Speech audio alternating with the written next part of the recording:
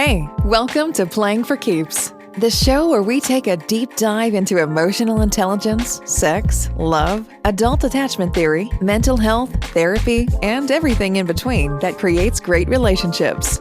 Your host, DJ, is a certified life coach and emotional intelligence practitioner. She's here to be of service to all the listeners interested in love and relationship. Now, here's your host, DJ.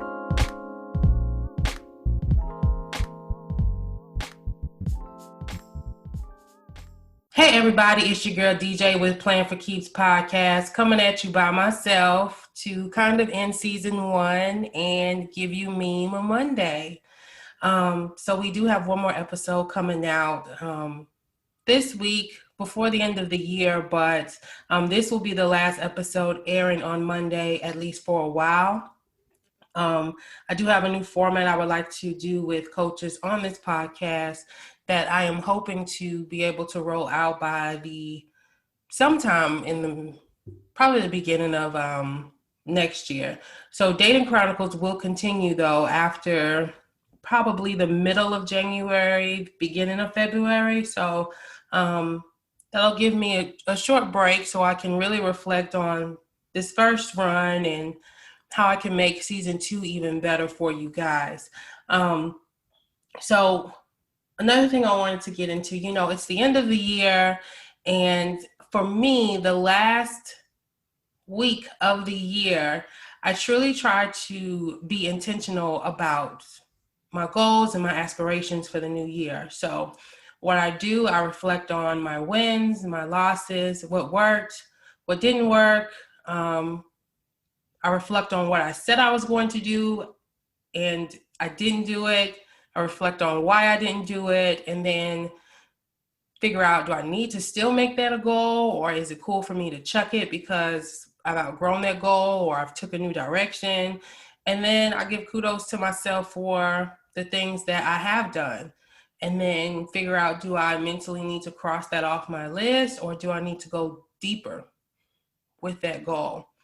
So I know one thing that I never thought I would do is start a podcast. So I'm very proud of myself for getting out of my own head and out of my own way and putting my ideas and opinions out into the universe. So that's a goal I'm definitely going to dig deeper with and continue and make better. Another goal that I have is to get in front of the camera maybe once a week, maybe bi-weekly.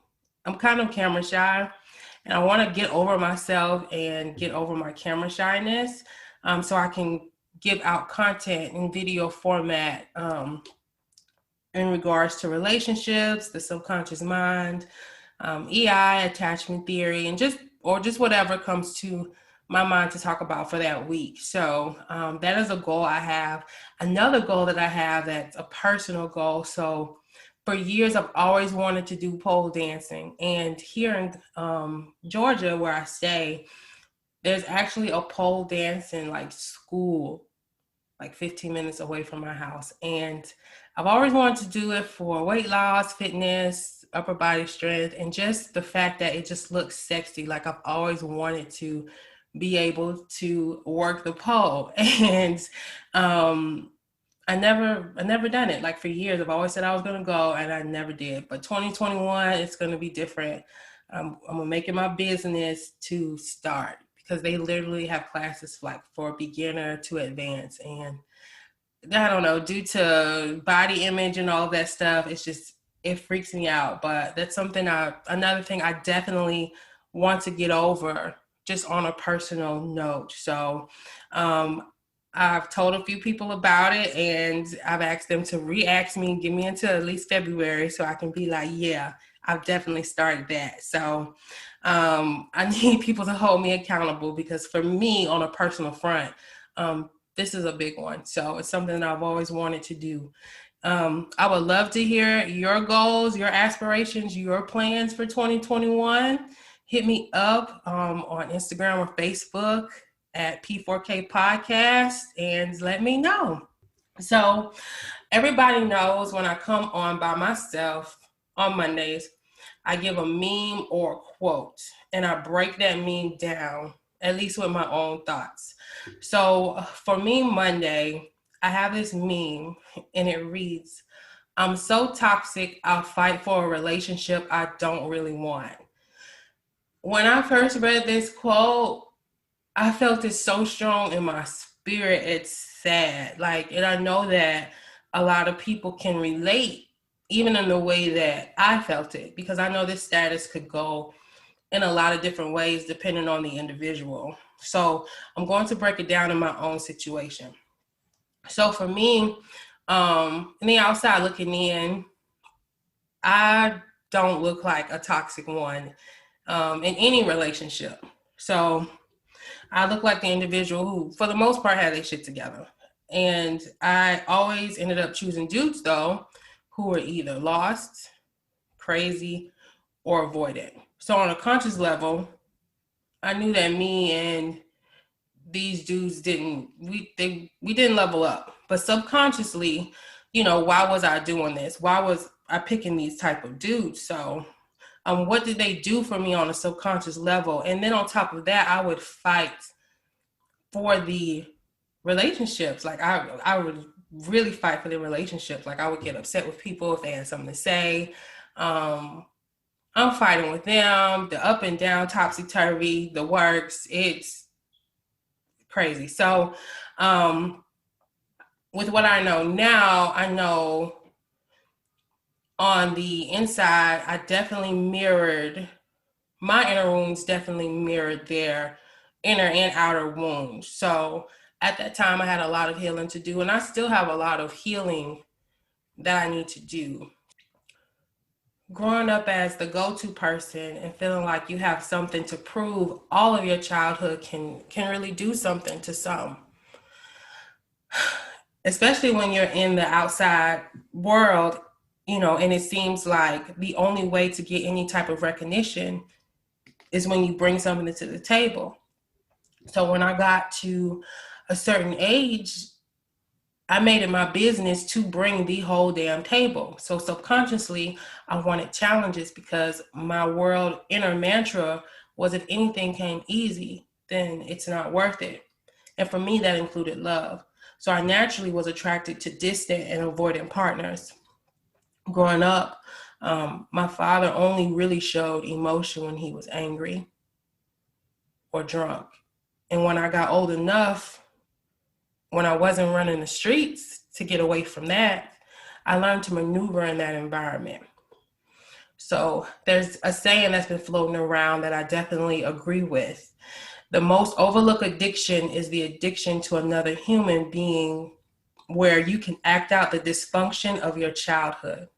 Our subconscious mind takes up to 95 to 97% of our brain, only leaving 3 to 5% to the conscious mind. We as humans actually run on autopilot unless we make it our business to be mindful of what we're doing and the choices that we make, unless we're faced with something new, of course. If you're faced with something new, you don't know how to maneuver in that. So your conscience will kick in.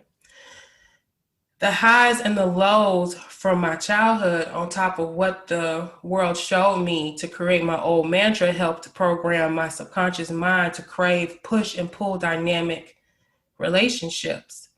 Because honestly, it's the only way I knew how to maneuver without thinking too much. Proving to be lovable and worthy helped feed my life mantra and ego. So when the distant partner gave me the breadcrumb or the dim gleaming light in the darkness, to my ego and to my subconscious, it proved that I was special after all, and that maybe I could change a person's mind, and that I am actually lovable. But deep down inside, I didn't feel lovable unless I could give or provide or bring the whole damn table.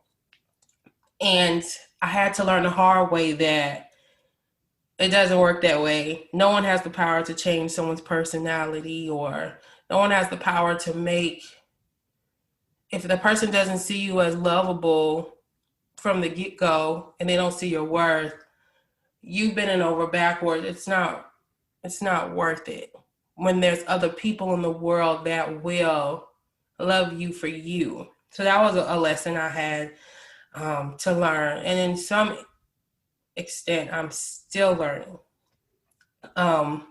So people can set examples and be a great influence, but if it costs you a lot of time, if it costs you sanity, if it costs you peace, especially within a relationship, then it's not worth it. And that's something, like I said, I had to learn.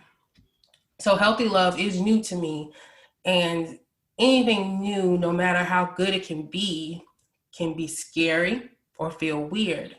So like I was saying, for me in the past, if I wasn't needed in a major capacity, then it didn't feel right.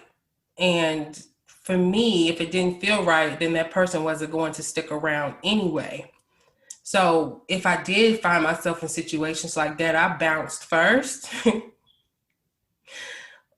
I usually bounce first. I don't even remember any of those people breaking up with me or breaking ties with me. I think I would just bounce because it didn't feel right. Like, if I'm not really doing anything, then how is this going to last? Like, it just wasn't, I guess it just wasn't the right mix of a relationship for me. But anyway, but I did learn, and I'm still learning, that me just offering myself is enough in a healthy dynamic. It's enough.